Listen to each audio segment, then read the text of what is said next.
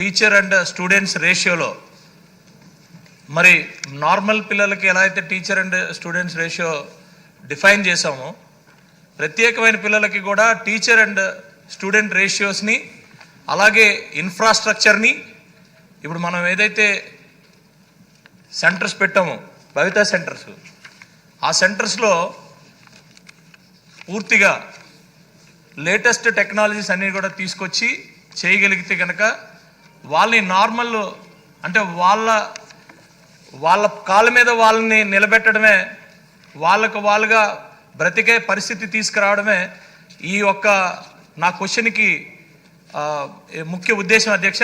ఎందుకంటున్నానంటే నార్మల్ పిల్లలు చదువుకుని వాళ్ళు కాంపిటేటివ్గా వాళ్ళు ఎదిగి వాళ్ళ పరిస్థితి వాళ్ళ మంచి అవకాశాలని తీసుకునే పరిస్థితి అధ్యక్ష. ఈ స్పెషల్ చిల్డ్రన్స్ని ముఖ్య ఉద్దేశం ఏంటంటే వాళ్ళ కాళ్ళ మీద వాళ్ళ బతికే టీచింగు ట్రైనింగు ఇవన్నీ కూడా మనం ఇవ్వాల్సిన పరిస్థితి ఉంది అధ్యక్ష. ఇందులో ప్రత్యేకంగా మీ ద్వారా మంత్రి గారికి చెప్పదలుచుకుంది ఏంటంటే ఒక పిల్లడికి ఇంకొక పిల్లడికి చాలా డిఫరెన్స్ ఉంటాయి అధ్యక్ష.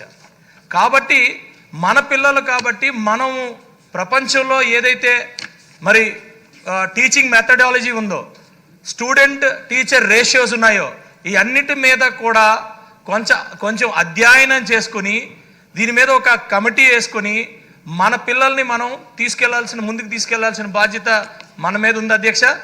ప్రత్యేకంగా దీని మీద కొంచెం మంత్రి గారు ఎక్కువ శ్రద్ధ తీసుకొని, ఎందుకంటే నాకు తెలిసినంత వరకు ఇప్పటి వరకు వచ్చిన మంత్రులు అందరూ బాగానే చేశారు, కానీ లోకేష్ గారు చేయగలిగితే చేయగలుగుతారు, లేకపోతే ఇంత నెవర్ బిఫోర్ నెవర్ ఆఫ్టర్ అన్నట్టు నేనైతే ఆయన మీద చాలా హోప్స్ పెట్టుకున్నాను అధ్యక్ష. కాబట్టి దీని మీద ఇంకా పూర్తిగా ఆయన దృష్టి సారించాలనేది మీ ద్వారా విన్నపం తెలియజేస్తున్నాను అధ్యక్ష. అధ్యక్ష, ఏంటంటే స్పెషల్ నీడ్స్ చిల్డ్రన్ ఇంట్లో ఉన్నప్పుడే తల్లిదండ్రులు ఎదుర్కొన్న సమస్యలు మనకు అర్థమవుతాయి అధ్యక్ష.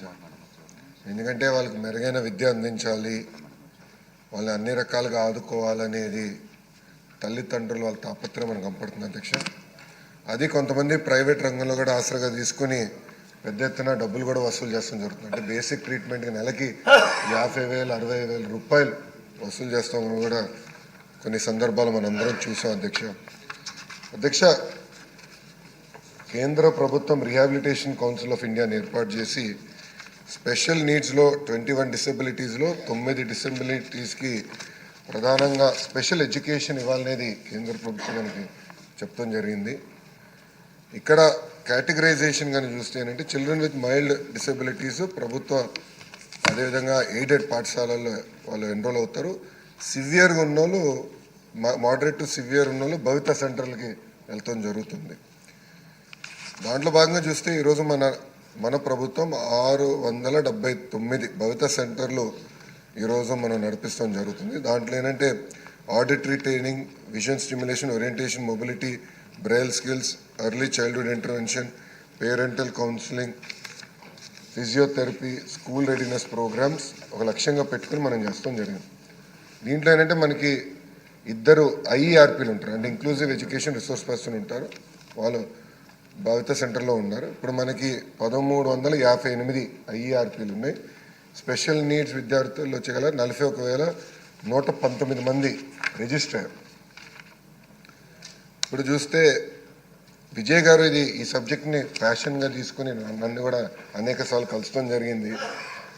అన్నగారితో నేను డిస్కస్ చేసిన తర్వాత మేము ప్రత్యేకంగా మొన్న పిఏబి 25-26 అంటే కేంద్ర ప్రభుత్వం ఇచ్చిన నిధుల్లో ఇంకొక 125 ఆటిజం సెంటర్స్, అంటే 1 సెంటర్ పర్ మున్సిపాలిటీ లెవెల్ ప్రతిపాదిస్తాం జరిగింది.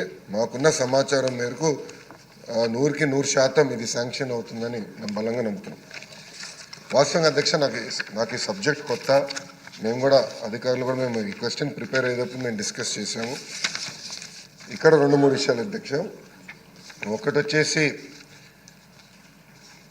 మనకి ఇక్కడ టీచర్ రేషియో చూస్తే ప్రైమరీలో 1:10 రేషియో ఉండాలి, సెకండరీలో 1:15 రేషియో ఉండాలి.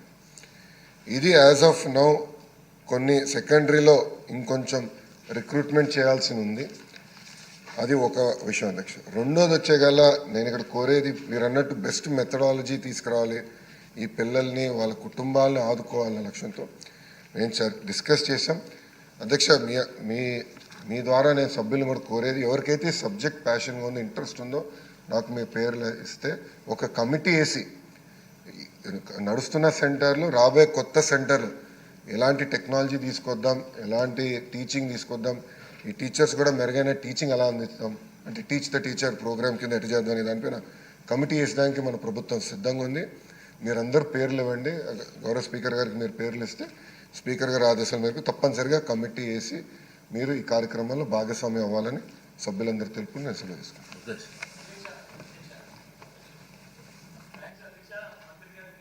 వాస్తవానికి ఇందులో అనేకమైన ఉన్నాయి.